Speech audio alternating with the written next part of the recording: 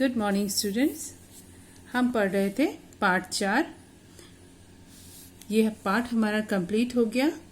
हमने प्रश्नोत्तर भी इसमें कर लिए हैं। आज करेंगे अभ्यास कार्य। इसमें पहला प्रश्न है अभ्यास कार्य में लिखित प्रश्नों में। यहाँ पे विकल्प दिए हुए हैं 4। जो भी सही है उसको हम उसके सामने सही का चिन्ह लगाएंगे। तो नीचे दिए गए उत्तरों में से सही विकल्प पर सही का चिन्ह लगाइए। वर्ण शब्द है देशज, तद्भव, विदेशी या तत्सम। तो वर्ण जो है वो तत्सम शब्द है, यहाँ पर टिक करेंगे। दरवाजा, दरवाजा शब्द देशज, तद्भव, विदेशी, तत्सम, तो ये विदेशी शब्द है, इसको हम टिक करेंगे। साइकिल शब्द है देशज, तद्भव, विदेशी, तत्सम, तो साइकिल जो है विदेशी शब्द है। रचना के आधार पर शब्दों के कितने भेद होते हैं?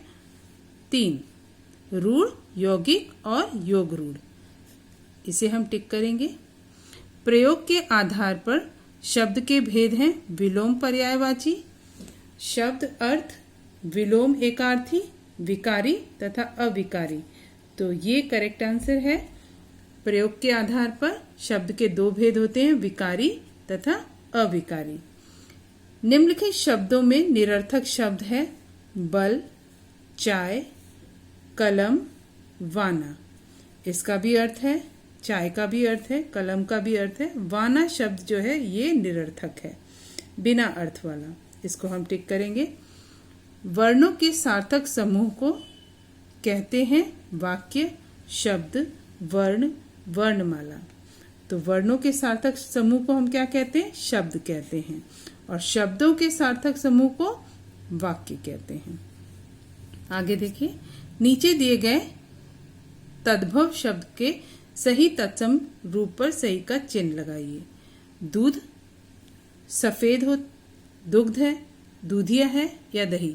तो दुग्ध का तत्सम रूप होगा, दूध का तत्सम रूप होगा दुग्ध।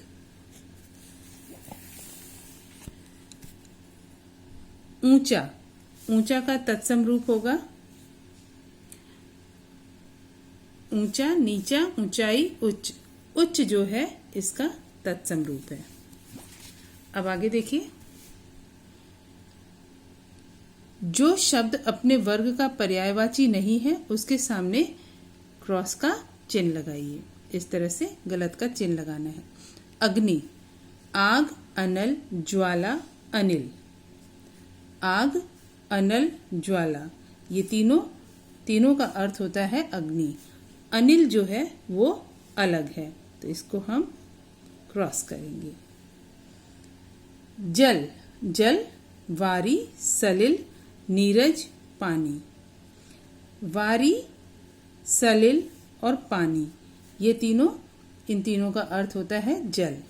नीरज का अर्थ होता है कमल, इसे हम कट करेंगे। अनिल का अर्थ होता है हवा। ठीक।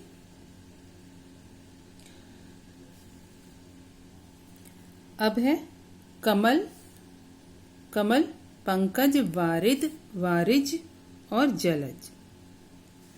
पंकज, पंकज मतलब कमल। वारिज, वारी मतलब पानी, पानी में उत्पन्न होने वाला, ये भी कमल। और जलज, जलज का भी अर्थ होता है कमल। तो क्या अलग है? वारिद, वारिद यानी मेघ, बादल। तो ये हो गया कट। राजा, राजा का सुरेश, नृप, नरेश, भूपति। नृप का अर्थ होता है राजा, नरों का ईश, राजा, नरेश। भूपति, भूमि का पति, अर्थात भूमि पर राज करने वाला राजा। सुरेश, सुर प्लस ईश, देवताओं का राजा। तो ये अलग है। सुर का अर्थ होता है देवता, ईश, ईश्वर, देवताओं का ईश्वर जो है, कौन है राजा उसमें? इंद्र। तो ये जो है ये गलत होगा। अब है चंद्रमा। चंद्रमा शशि, रवि, इंदु, राकेश। राकेश का अर्थ होता है चंद्रमा, इंदु का अर्थ होता है चंद्रमा, रवि का अर्थ होता है सूर्य। तो ये है अलग, इसे हम कट कर देंगे। मयूर का तद्भव रूप क्या है? मयूर का तद्भव, मयूरी, मोर, मृग, मूर्ख। तो मोर जो है ये तद्भव रूप है मयूर का। कारतूस, कारतूस शब्द अंग्रेजी, पुर्तगाली, तुर्की या अरबी। तो कारतूस शब्द जो है वो है पुर्तगाली। ठीक। हिमालय, हिमालय योगरूढ़, रूढ़, यौगिक या संयुक्त। तो ये योगरूढ़ है, हिमालय योगरूढ़ शब्द है। गाड़ी, गाड़ी शब्द है देशज। तो इसे हम टिक करेंगे। ठीक। अब निर्देशानुसार उत्तर दीजिए। यहाँ पे शब्द दिए हुए हैं, इनको रूढ़, यौगिक और योग रूढ़ के नीचे लिखना है। कौन सा शब्द रूढ़ है, कौन सा यौगिक है और कौन सा योग रूढ़ है। तो पहला शब्द है दूध वाला, दो शब्दों से मिलकर बना है दूध प्लस वाला, तो ये हो जाएगा यौगिक, दूध वाला। ठीक है। जल, ये हो गया रूढ़। हिमालय, हिमालय योग रूढ़।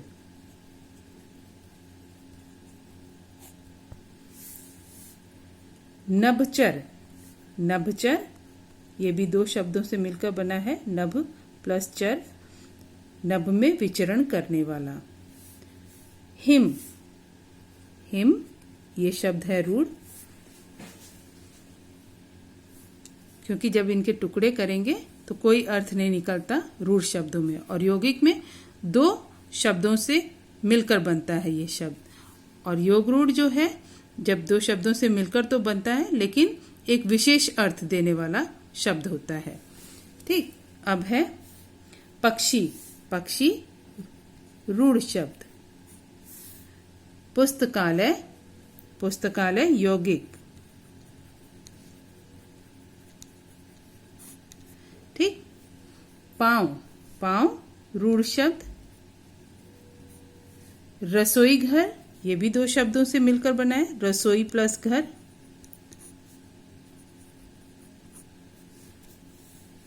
पंकज, पंकज योग रूढ़ शब्द।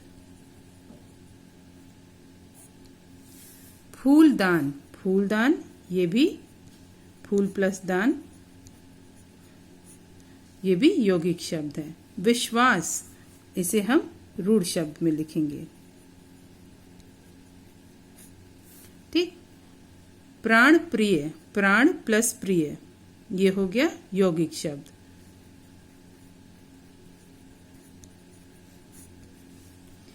चिड़ियाघर, ये भी चिड़ियाघर, ये भी हो गया यौगिक शब्द। ठीक।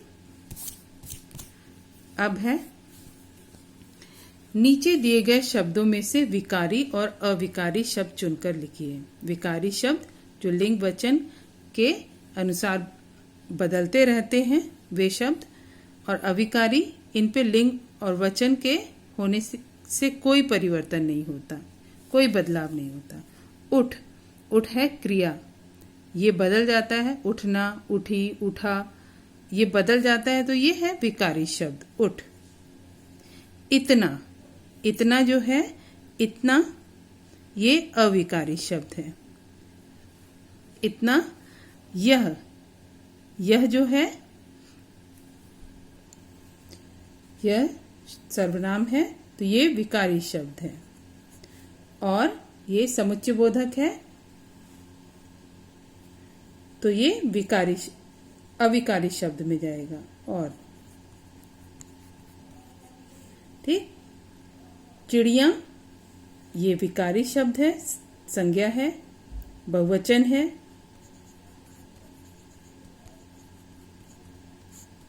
ठीक। शाबाश, ये विस्मयादिबोधक शब्द है, तो ये हम लिखेंगे अविकारी में, शाबाश। अविकारी में क्या क्या आते हैं? क्रिया विशेषण, संबंध बोधक, समुच्चय बोधक और विस्मयादि बोधक। ठीक। अब है शाबाश के बाद ठीक से। ठीक से ये भी ठीक से ये भी अविकारी शब्द है। अथवा, अथवा शब्द भी अविकारी है, संबंध बोधक है ये।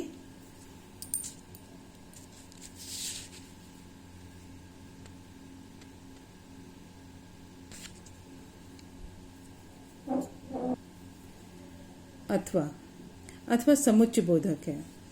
अब है वाह, नहीं मीठा, मीठा शब्द है विशेषण, ये बदल जाएगा लिंग और वचन के अकॉर्डिंग, तो ये मीठा से मीठी भी बन सकता है। वाह, वाह शब्द विस्मयादि बोधक में आता है, तो ये अविकारी शब्द है। मैं सर्वनाम है, तो ये विकारी शब्द है। घोड़ा संज्ञा है, तो ये विकारी शब्द है। सुंदर, सुंदर विशेषण है, तो ये विकारी शब्द है। और के आगे ये है संबंध बोधक। संबंध बोधक किस में आता है? अविकारी में। तो यहां पर लिखेंगे ठीक से। ठीक। अब नीचे देखो, नीचे दिए गए तत्सम शब्दों के तद्भव रूप लिखो। यहां तत्सम लिखे हैं, इसको तद्भव में कन्वर्ट करना है। मयूर को क्या कहेंगे? मोर। ग्राम, गांव। रात्रि, रात। वधु, बहू।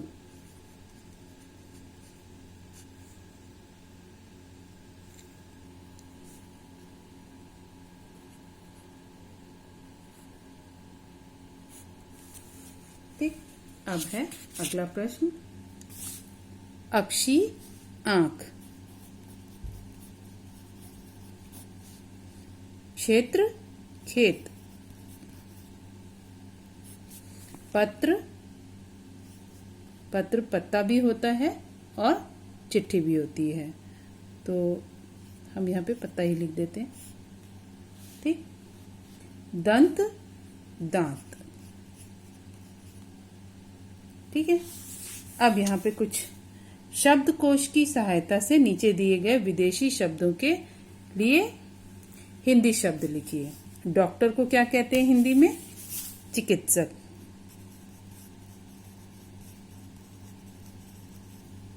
औलाद, संतान।